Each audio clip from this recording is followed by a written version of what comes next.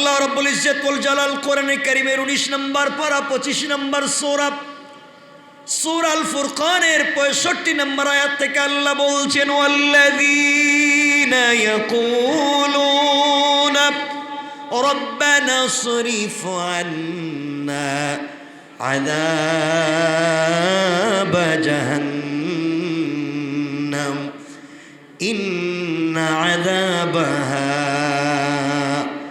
কানা গরামা।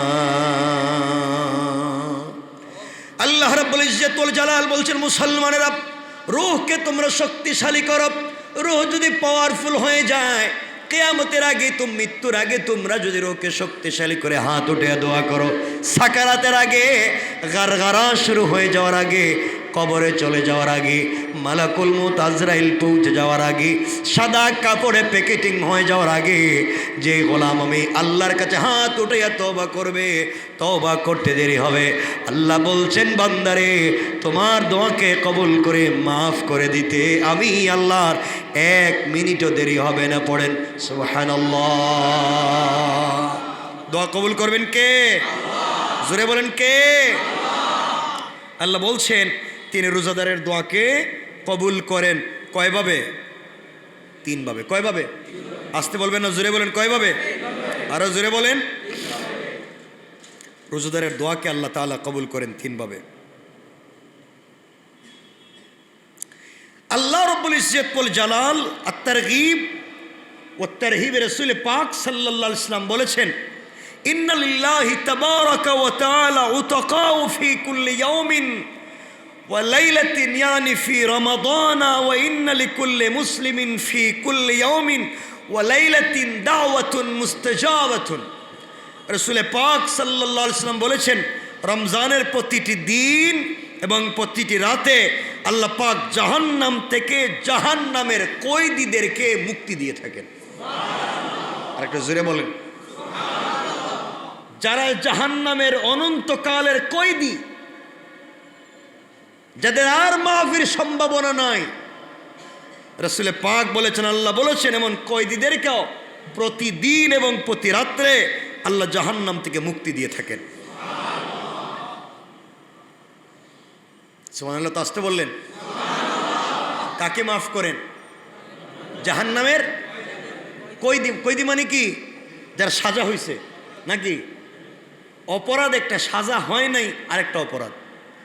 অপরাধও করছে, সাজা হয়েছে, কয়েদি। এখন সশ্রম কারাদণ্ড আছে না নাই? বিনাশ্রম কারাদণ্ড আছে না নাই? এটা কার? কয়েদির। আল্লাহ বলছেন এমন জাহান্নামের কয়েদিদেরকেও তিনি মাফ করেন। তো আসতে বললেন। কোন দিন? রমজানের প্রতিটি রাতে, রমজানের প্রতিটি দিনে তিনি জাহান্নামের কয়েদিদেরকে মাফ করে দেন। একটু আওয়াজ করে বলেন না। এরপর রাসূল বলছেন ওয়া ইন্না লিকুল্লি মুসলিমিন ফি কুল্লি ইয়াউমিন ওয়া লাইলাতিন দাওয়াতুন মুস্তাজাবাতুন। রাসূল বলছেন প্রত্যেক নারী এবং পুরুষ মুসলমানের প্রত্যেকটা রমজানের দিনে এবং রাত্রে একটা করে দোয়া কবুল হয়। প্রত্যেকটা দিন এবং প্রত্যেকটা রাত একজন মুসলিম নরনারীর দোয়াকে আল্লাহ কবুল করেন। তাইলে একটা রোজা রাখলে আমাদের দোয়া কবুল হওয়ার কথা কয়টা? রাতে একটা। 30 দিনে কয়টা দোয়া কবুল হইতো? কথা বলেন না। তাহলে আপনার আমার 60টা দোয়া কবুল হইলে আর রিক্সা চালাইবার কথা ছিল? কথা কয় না। ভ্যান গাড়ি, চুরি, ডাকাতি এরপরে করে কেন? হ্যাঁ, কবুল হয় নাই। কি হয় নাই? কবুল হয় নাই। নিশ্চিত রমজানে আর কিছু হোক আর না হোক 60টা দোয়া কবুল না। সুবহানাল্লাহ। এটা বাদ দিয়ে দেন কেমন? প্রত্যেক দিনে একটা, প্রত্যেক রাতে একটা। কয়টা হইল? তাহলে 30 দিনে কয়টা? ইফতারের সময় দোয়া কবুল করেন, সেহরির সময় দোয়া কবুল করেন, কয়টা হইল? 60টা। ইফতারে একটা, সেহরিতে একটা। কয়টা হয়েছে? তা কয়টা হয়েছে এখন? 120। প্রত্যেক লাইলাতুল কদরের রাত তার জিন্দগির সব দোয়া কবুল করে, সব গুনাহ মাফ করেন। এই সবগুলো সুযোগ কোন মাসে? কথা বলেন। এখন কোন মাস? মাহফিল সম্ভাবনা আছে? বলেন আছে? এরপরে পাই না কেন? কারণ শয়তানরে শিকল দিয়া বাঁধছে ঠিকই, কিন্তু আমরা তো আরো টাটকা শয়তান। কথা বলেন না কেন? এই রমজানেও তো আমরা খারাপ করতেছি। আল্লাহ হেফাজত করুক, বলেন আমিন।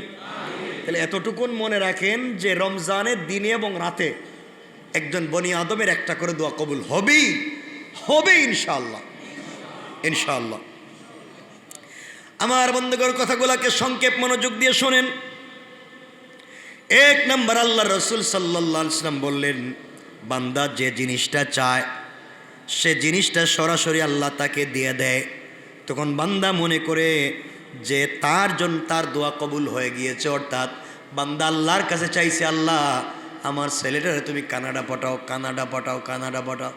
দেখা যায় রমজানে দোয়া কবুল হয়ে গিয়েছে, তার ছেলে কানাডা গিয়েছে। এখন চিন্তা করে আমার দোয়া কবুল হইছে। কথা বলেন নাকি? কথা বলেন। আল্লাহ আমার এইটা দাও, ওইটা দাও, যা চাইছে পেয়ে গেছে। বান্দা মনে করেছে আমার দোয়াকে কবুল করেছে। আল্লাহ বলেন, বান্দা যা চায় সরাসরি আমি তা দেই, এর মাধ্যমে আমি বান্দার দোয়াকে কবুল করে নেই। পড়েন সুবহানাল্লাহ। দুই নম্বর, আল্লাহ বলেন, বান্দা যে জিনিসটা চায় সেই জিনিসটা না দিয়ে অন্য একটা বড় জিনিস দিয়ে দেন, যার মধ্যে চাওয়া জিনিসটা অন্তর্ভুক্ত আছে, কিন্তু বান্দা বুঝতে পারে না যে তার দোয়া কবুল হয়েছে, কারণ তার জ্ঞান কম। আল্লাহর কাছে যা চাইছে তার চাইতে বেশি পাইছে, সেটা বুঝে না। কেমনে বুঝাতাম? এক লোক আপনাদের কাছে এসে বলছে, 1 মিনিটে শোনেন, এসে বলছে যে আমারে 10 টাকা দাও। কি দেও? বলেন না। কয় টাকা? আপনি বলেন 10 টাকা দিয়ে তুমি কি করবে? বলে আমার ঘরে ইফতার নাই, সেহরি নাই, আমার ঘরে কিচ্ছু নাই, বহুত কষ্ট করে আমি চলতেছি, 10 টাকা দেন, আমি 10 টাকার মুড়ি কিনে বাচ্চাদের খাওয়াবো। আপনি করলেন কি? একটা কাগজ নিলেন, কাগজে নিয়ে লিখলেন, লিখে এখানে লিখে দিছেন যে দোকানের মালিক অমুক, আমি অমুক বলতেছি, একজন ছেলেকে দিয়ে একটা কাগজ তোমার দোকানে পাঠাইতেছি, এই ছেলেটার কাগজে যা লেখা তুমি তাকে তা দিয়ে দিও। ছেলেটা তো অশিক্ষিত, চাইছে কয় টাকা? আপনি তারা দিলেন কাগজ, সে কি করবে কোন? তো রাখবে না ফেলে দিবে? চাইলাম 10 টাকা, হ্যাঁ আমার দে কাগজ, কত বড় কৃপণ, ফালাই দিল। ছেলেটা যদি বুঝদার হয়, কাগজে যদি দেখবে লেখা আছে, যার কাছে 10 টাকা চাইলাম সে লিখে দিছে, এক দোকানের নাম বলে, এই কাগজটা নিয়ে দোকানে যাও, দোকানের মালিককে কাগজটা দিও, লিখে দিয়েছে দোকানের মালিক, এই ছেলেটাকে পুরা 1 মাসের সেহরি ইফতারে যা লাগবে সব খাবার দিবেন, তার বউ বাচ্চার কাপড় দিবেন, তার যা লাগে সব দিবেন। জোরে বলেন না সুবহানাল্লাহ। চাইছিল কয় টাকা? পাইছে কত? পুরো 1 মাসের খাবার। সুবহানাল্লাহ বললেন না? তাহলে বান্দা যেই জিনিসটা চাইছে এই জিনিসের ভিতরে আসেনি। কথা বলেন না কেন? কিন্তু সরাসরি চাইছে 10 টাকা, 10 টাকা পায় নাই, এই জন্য বুঝতেছে না তার দোয়া কবুল হয়েছে কিনা। কিন্তু তার পাওয়া জিনিসটাও আছে, চাওয়া জিনিসও আছে, আল্লাহ আরো বেশি দিবেন। সুবহানাল্লাহ বলেন না? বান্দা আল্লাহর কাছে যা চায় আল্লাহ হয়তো বাড়াইয়া দেন, কিন্তু কৌশলে দেন, যে জিনিসটা চাইছে ওটা না দিয়ে অন্য জিনিসও দিতে পারেন। পারেন কি পারেন না? যেমন কোরআন থেকে একটা ঘটনা বলি, 1 মিনিটে, লম্বা করব। হযরত মুসা আলাইহিস সালাম যখন তার পরিবার নিয়ে মাদিয়ান বা মাদাইন থেকে মিশর যাচ্ছিলেন, মাদিয়ান বা মাদাইন একটা জায়গার নাম, যেখানে বাড়ি ছিল কার? হযরত শুআইব আলাইহিস সালামের বাড়ি ছিল মাদিয়ান। শুআইব আলাইহিস সালামের মেয়ে সাফুরাকে বিয়ে করেছিলেন হযরতে মুসা। সুবহানাল্লাহ বলেন, জোরে কোন? তিনি তো শুআইব পয়গম্বরের মেয়ে, হুজুরের মেয়ের বিয়ে করছেন।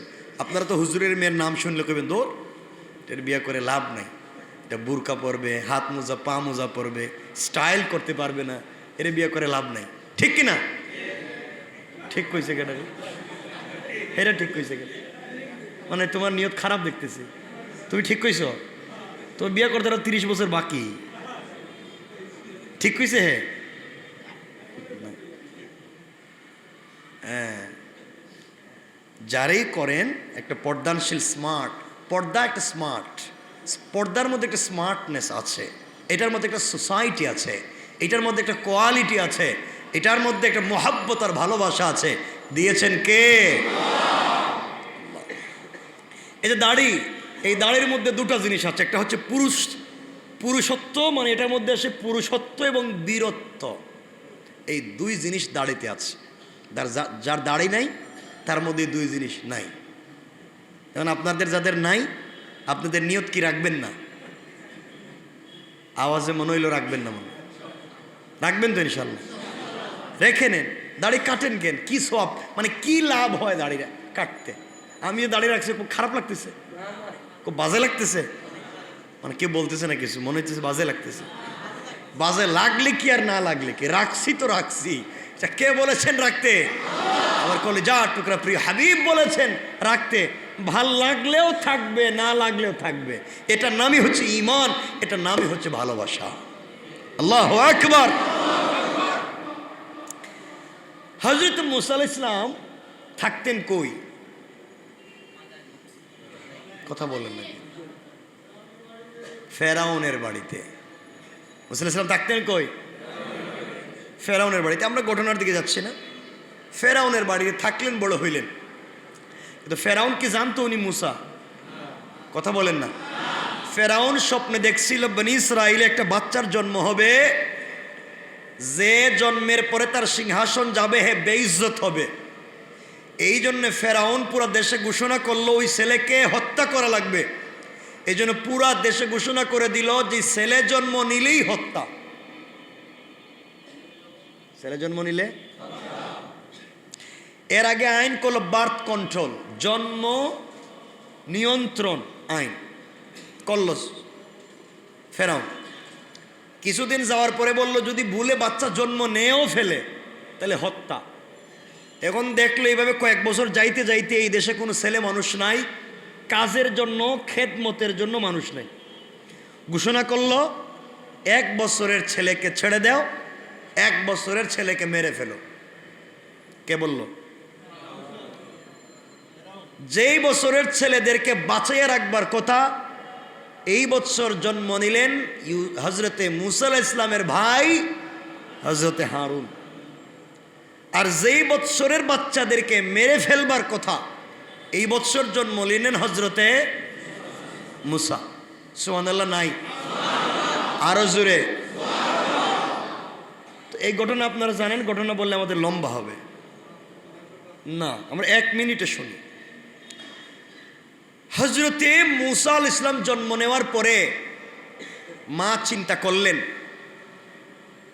এই ছেলে যে জন্ম নিল, তখন যদি জানতে পারে ফেরাউন আমার ছেলেকে মেরে ফেলবে। খুব টেনশন করতেছেন, খুব টেনশন করতেছেন। হঠাৎ করে একদিন ঘুমাইছেন, ঘুমের ঘরে স্বপ্নে দেখেন কে যেন বলতেছে, মুসার মা, যদি কোনোদিন তোমার বাড়িতে ফেরাউন বা ফেরাউনের দল বাচ্চাদেরকে হত্যা করবার জন্য আসে, তাহলে তোমার বাচ্চাকে কুল থেকে চুলার আগুনে ফেলে দিও। কিসের আগুনে? চুলার আগুনে জ্বালাইতে পারে? কয় না কিছু। চুলার আগুনে জ্বালায় না, আগুনের কাজ জ্বালানো। কি সবাই বলেন? মুসার মা যখন স্বপ্ন দেখলেন, তিনি বললেন কই কি, আমার কলিজার টুকরা ছেলে আগুনে ফেলে দেব, বিষয় কি? পরের দিন আবার স্বপ্ন দেখলেন, পরের দিন আবার স্বপ্ন দেখলেন। তিনি বললেন আমার বাচ্চারা যে আগুনে ফেলে দিব, আমার বাচ্চাকে বাঁচাবে কে? আওয়াজ দিলেন বাঁচাবো আমি। এই আওয়াজে বললে হবে না, আরো জোরে। আমার মুসলমান বন্ধুগণ গভীর মনোযোগ। এক পর্যায়ে মুসার মা দেখেন সকালবেলা ফেরাউনের বাহিনী বাড়িতে বাড়িতে ঘরে ঘরে বাচ্চাদেরকে খুঁজতে লাগলো। আস্তে আস্তে মুসার মা দেখেন তার বাড়িতে ঢুকে গিয়েছে, খুঁজতে লাগলো এই বাড়িতে কোনো বাচ্চা আছে কিনা। মুসার মার মনে পড়ে গিয়েছে, আমার চোখের সামনে আমার বাচ্চাকে টুকরা টুকরা করে দিবে। এর চাইতে স্বপ্নে দেখলাম বাচ্চাকে আগুনের ভিতরে ফেলে দেওয়ার জন্যে। জানি না, হয়তো কেউ না কেউ বাঁচাইয়া দিতে পারে। আল্লাহর উপরে ভরসা করে চুলার ভিতরে দাও দাও করে আগুন জ্বালাইয়া নিজের কলেজার টুকরা সন্তানকে আগুনের ভিতরে ফেলে দিয়েছেন। আগুন মানুষকে জ্বালায়, এটা সত্য। আগুন জ্বালিয়ে ছাই করে দেয়, এটা সত্য। আর আল্লাহর উপরে তার বিশ্বাস ছিল, এটাও সত্য। কথা বলেন না কেন? আল্লাহর উপরে বিশ্বাসের শক্তি বেশি না আগুনের শক্তি বেশি? কথা বলেন, বিশ্বাসের শক্তি বেশি না কম? বলেন, কম না বেশি? ফেলে দিলে আমার বন্ধুগণ, আগুনে ফেলে দেওয়ার পরে ফেরাউনের বাহিনী বাড়ির ভিতরে ঢুকে গিয়েছে। বাচ্চা খুঁজতে লাগলো, খুঁজে খুঁজে পায় না, ঘরের কোনো জায়গায় পায় না। ডাক দিয়া বলছে, চুলার ভিতরে কি আগুন জ্বলে? তিনি বলছেন, তোমরা খুঁজে দেখো আমার ঘরে কিছু আছে কিনা, আমি তো বললাম তোমরা খোঁজো। পুরা ঘর তারা খুঁজতে লাগলো, কোনো বাচ্চাকে পাওয়া যায় কিনা। মুসার মা মুসাকে আগুনে ফেলে দিলেন। তারা আর চুলার দিকে যায় নাই, কারণ চুলার ভিতরে দাউ দাউ করে আগুন জ্বলে, এখানে তো কেউ কোনো বাচ্চাকে ফেলে দিতে পারে না। সবাই যখন চলে গিয়েছে, মুসার মা আস্তে আস্তে করে আগুনের কাছে যাচ্ছেন আর কাঁদতেছেন আর বলতেছেন, আল্লাহ, আমার বাচ্চা হয়তো জ্বলে পুড়ে ছাই হয়ে গিয়েছে। আগুনের কাছে গিয়ে দেখেন হযরতে মূসা চুলার ভিতরে দাউ দাউ করা প্রজ্বলিত আগুনের মধ্যখানে বসে বসে জান্নাতের আপেল বা সেব ফল খায়। আল্লাহু আকবার! বাঁচাইয়া দিয়েছেন কে? আল্লাহ। মূসার মা সন্তানকে টান দিয়ে কোলে নিয়েছে, বাঁচাইয়া দিয়েছেন আল্লাহ। কোলে নিয়েছেন, কাঁদতেছেন। পরের দিন স্বপ্নে দেখলেন কে যেন বলতেছে, মূসার মা, এই বাচ্চার এভাবে রাখতে পারবে না, এই বাচ্চাকে এভাবে রাখতে পারবে না, ফেরাউনের বাহিনী আবার আসবে। এর চাইতে একটা সিন্দুক বানাইয়া বাচ্চাটাকে সিন্দুকে দিয়া নদীতে ফেলে দাও। একদিন, 2 দিন স্বপ্ন দেখলেন, 3 দিন আবার দেখলেন। তিনি বললেন, আমার বাচ্চাকে আগুনে নদীতে ফালাইয়া দিলে বাঁচবো কেমনে? তিনি বললেন, যে তোমার বাচ্চাকে আগুন থেকে বাঁচিয়ে দিয়েছে, সেই তোমার বাচ্চাকে পানিতেও বাঁচাইয়া দিবে। আল্লাহু আকবার! আমার বন্ধুগণ খুঁজতে লাগলেন কেমনে কেমনে তিনি সিন্দুক বানাবেন, খুঁজতে লাগলেন। হঠাৎ করে একদিন সকাল বেলা দেখেন ঘরের উঠানে আঙ্গিনার মধ্যে মাথায় সাদা পাগড়ি, পরনে সুন্দর সাদা লেবাস, মুখের মধ্যে সাদা দাড়ি, পিঠের মধ্যে একটা ব্যাগ নিয়া, কাঠুরিয়ার কাঠের ব্যাগ নিয়া একজন লোক হাঁটতেছে আর ঘুরতেছে। মূসার মা বলছেন, কে তুমি? এখানে হাঁটাহাঁটি করা কেন? উনি ডাক দিয়ে বলতেছেন, আমি আর কেউ না, আমি একজন কাঠ মিস্ত্রি। কি মিস্ত্রি? মূসার মা বললেন, কাঠ মিস্ত্রি তুমি? আমি তো একজন কাঠ মিস্ত্রি খুঁজতেছি। কেন খুঁজেন? আমি তো একটা সিন্দুক বানাতে চাই। কাঠ মিস্ত্রি বলতেছে, এই পৃথিবীতে আমার চাইতে সুন্দর করে সিন্দুক এই পৃথিবীর কেউ বানাইতে পারবে না। সুবহানাল্লাহ, জোরে বলেন। মূসার মা বললেন, আমি তো মিস্ত্রি খুঁজি, তুমি যেহেতু সুন্দর করে সিন্দুক বানাতে পারো, আমার জন্য কি সিন্দুক বানাতে পারবে? মিস্ত্রি বলতেছে, কেমন সিন্দুক চাও? সিন্দুকে কয়টা দরওয়াজা? সিন্দুকের ভিতরে কয়টা ঘর হবে? সিন্দুকের কোন জায়গায় পার্সোনাল কি থাকবে বলেন, আমি এভাবেই বানাইয়া দিব। ওই মহিলা মূসার মা বলতেছেন, বাবা, আমি কি রাখবো না রাখবো সেটা আমি জানি, কি রাখবো না রাখবো আমি জানি, তুমি বানাইয়া দাও। তিনি বললেন, কত ইঞ্চি লম্বা, কত ফুট লম্বা বানাবো, চৌড়া কত ফুট হবে আমাকে তো বলতে হবে। মূসার মা বুঝলেন, সত্যি তোমার বাচ্চা কত লম্বা, এটা দেখেই তো তাকে মাপ দিতে হবে। আবার চিন্তা করলেন, এই মুহূর্তে যদি বলি আমার বাচ্চা মূসার জন্যে আমি একটা সিন্দুক বানাতে চাই, আর এই লোকটা যদি ফেরাউনের লোক হয়, আমার বাচ্চাকে মেরে ফেলবে। তিনি চিন্তায় পড়ে গেলেন, কি করবেন কি না, কি করবেন কি না, কিছু বলবেন কি না। উনি আগন্তুক কাঠমিস্ত্রি বললেন, আপনার চিন্তার কোনো কারণ নাই, আমি ফেরাউনের কোনো লোক না, আমি দুনিয়ার জমিনের সাধারণ কেউ না, আমি একজন ভালো কাঠমিস্ত্রি।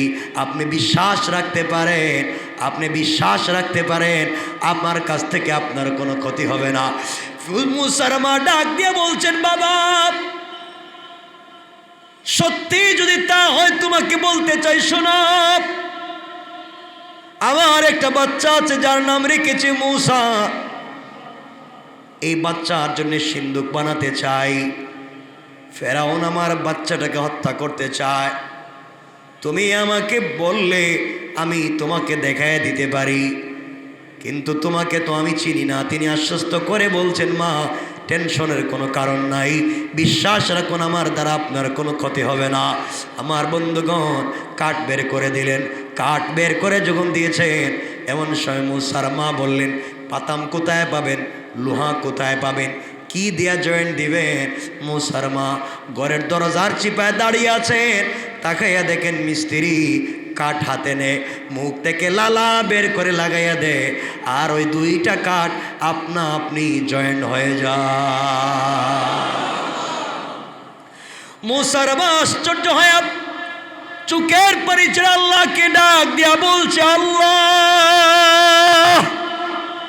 এমন মিস্ত্রি পৃথিবীতে আর দেখি নাই, কাঠের মধ্যে জয়েন্ট লাগাইয়া দে, মুখের লালা দিয়া। যখন সুন্দর করে একটা সিন্দুক হয়ে গিয়েছে, মূসার মা ডাক দিয়ে বলছেন, আমার বাচ্চাটাকে এটার ভিতরে রাখতে হবে। আমার বন্ধুগণ এমন সময়ে কি করা যায়, কি করবেন কি না চিন্তায় পড়ে গেলেন। কি করা লাগবে? মূসার মা বাচ্চাটাকে দিচ্ছেন না। এমন সময় সিন্দুক যে বানিয়ে দিয়েছে মিস্ত্রি ডাক দিয়ে বলছে, মূসার মা আমি ফেরাউনের লোক না, দুনিয়ার সাধারণ কোনো মানুষ না, আল্লাহ তাআলা আমাকে পাঠিয়ে দিয়েছেন সিন্দুক বানিয়ে দেওয়ার জন্যে। আমি হলাম আল্লাহর রহমতের ফেরেশতা, আমার নাম হলো হযরত জিবরাইল। আমি এসেছি মানুষের সুরত ধরে তোমার বাচ্চার জন্য সিন্দুক বানায় দিতে। জিবরাইল আল্লাহর কাছে ডাক দিয়া বলছেন, আল্লাহ আপনার পয়গম্বরকে আমি সুন্দর সিন্দুকের ভিতরে রাখবো। আয় আল্লাহ, কাঠের সিন্দুকে রাখলে তো তার ব্যথা হবে, পিঠে কষ্ট হবে। আল্লাহ বললেন, ও জিবরাইল আমার বন্ধুরে কষ্ট দিতে চাই না, জান্নাত থেকে, জান্নাতুল ফিরদাউস থেকে বাচ্চাদের লেপ তুষক নিয়ে যাও। সুবহানাল্লাহ বলেন। ওগুলো বিছায়া দাও। বিছিয়ে দিয়েছে। আল্লাহ বলছেন, ও জিবরাইল উনি আমার পয়গম্বর হবেন, তুমি আমার পয়গম্বরকে কুলে নিবা, হাতকে শক্ত করতে পারবা না, হাত নরম করে কুলে নিবা। আল্লাহর কাছে বলছেন, আল্লাহ তুমি আমাকে এমন ভালোবাসা পূর্ণ হাত দাও, মূসা আমার হাতে নিলেই যেন ঘুমিয়ে পড়ে যায়। সুবহানাল্লাহ বলে। লম্বা হয়ে যেতেছে। মূসার মা মূসাকে জিবরিলের কুলে দিলেন। জিবরিলের কুলে গিয়েই মূসা ঘুমায় গেছে। এত আসতে বললেন না, ঘুমাইলে তো সিন্দুকে রাখা যাবে না। সিন্দুকে রেখে দিলেন, দরজার মুখ লাগাইয়া দিলেন, আর বলছেন, মূসার মা ওইটার নদীতে ফালাইয়া দিও। বাঁচাবেন কে? কে? মার মন কে আর সব মানে নদীতে ফেলে দিয়া। মুসা ইসলামের বোন ছিল কুলসুম। কুলসুমকে বলছেন, যাও তুমি দেখো এই সিন্দুকটা কই যায়। আপনারা গ্রামে একটা কথা বলে না, যেখানে বাঘের ভয় সেখানে রাত হয়। আস্তে আস্তে যেতে যেতে সিন্দুক ফেরাউনের ঘাটে। সুবহানাল্লাহ। এটা কি রমজানের পর? রমজানের পরে কি সুবহানাল্লাহ কইবেন নি? কই গেছে? ফেরাউনের ঘাটে গিয়ে সিন্দুক লেগে গিয়েছে, আর যায় না। কুলসুম জঙ্গল থেকে সব দেখতেছে। লম্বা কথা, ফেরাউনের স্ত্রী আসিয়া অথবা ফেরাউনের আর এটা পালক মেয়ে ছিল, ওই মেয়ের দাসীরা তাকে গোসল করাবার জন্য আসছিল পানি নিতে। তারা এসে যখন সিন্দুক দেখছে, তারা মনে করছে রাজবাড়ি থেকে কোনো ডাকাত জিনিসপত্র চুরি করে নিয়ে যাওয়ার সময় ধরা খাওয়ার ভয়ে নদীতে ফেলায় গেছে। তারা এটা নিয়ে কাড়াকাড়ি শুরু করছে, কে নিয়ে যাবে, কে খুলবে, কে না। চিন্তা করলো যদি খোলার পরে মারামারি লেগে যায় তাইলে বাদশার বাড়িতে নিয়েই খুলি। ফেরাউন সিদ্ধান্ত নিয়েছিল মুসাকে হত্যা করবে, আর আল্লাহ সিদ্ধান্ত নিলেন ফেরাউন তোর বাড়িতেই মুসারে পাঠাইতেছি, দীক্ষা রাখিস। যখন আল্লাহ বললেন না, কে করতে পারে? আরো জোরে বলেন কে? আপনি কৌশল করবেন দিনকে মুছে দেওয়ার, আর আল্লাহ কৌশল করবেন দিনকে জিন্দা রাখবার। আল্লাহ পারেন কি পারেন না? এই জন্য আল্লাহ কোরআনে বলছেন ওয়া মাকারু ওয়া মাকারাল্লাহ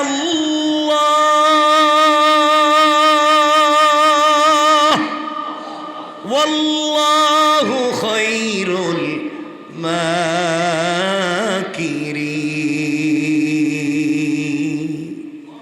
আল্লাহ বলেছেন তোমরা কিসের কৌশল করো, তোমাদের চাইতে তো আমার কৌশল আরো বড়। সুবহানাল্লাহ বললেন। মুসার বোন বলতেছে আহারে আমার ভাইটা শেষ। বাড়িতে নিয়ে যাওয়ার পরে মুসার বোনও পিছনে পিছনে যায়, দেখি কি হয়, দেখি কি হয়, দেখি কি হয়। যাইতে যাইতে নিয়ে আসিয়ার সামনে নিছে, নিয়ে বলছে তো দেখো এটা আমরা নদীতে পাইছি, কে বোধহয় রাজবাড়ি থেকে কিছু চুরি করে নিয়ে যাওয়ার সময় নদীতে ফালায় দিছে।